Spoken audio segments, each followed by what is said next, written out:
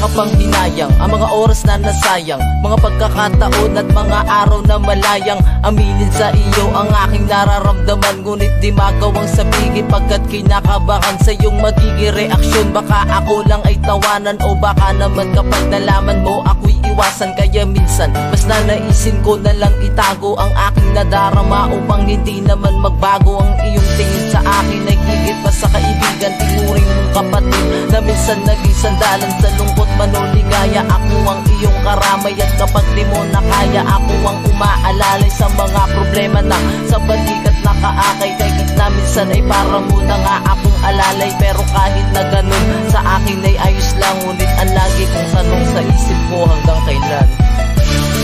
Aminin ko ba, sasabihin ko ba ang tunay na nadarama ko sa iyo? Natatakot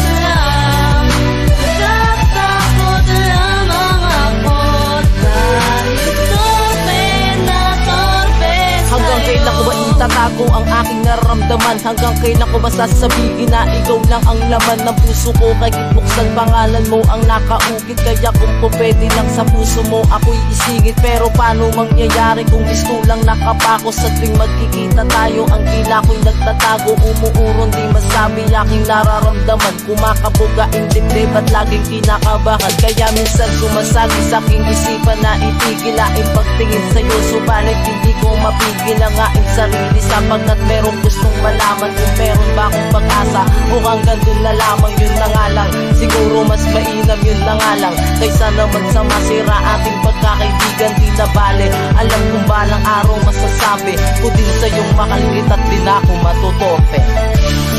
Aminin ko ba, sasabihin ko ba ang tunay na nadarama ko sa iyo? Natatakot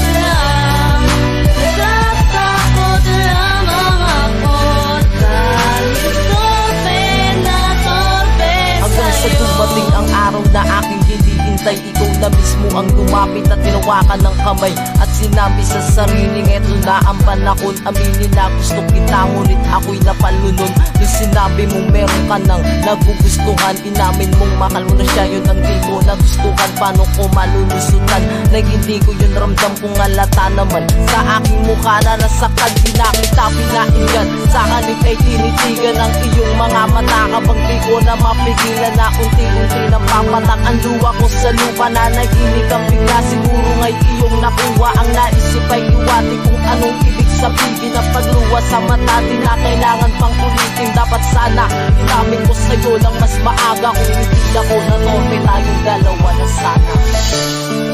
Kung inamin ko na, siguro ay tayo na sana ang magkasama sa tuwina. Hinayaan ko pa na ibalik ang panahon na ikaw lang ang gustong makasama.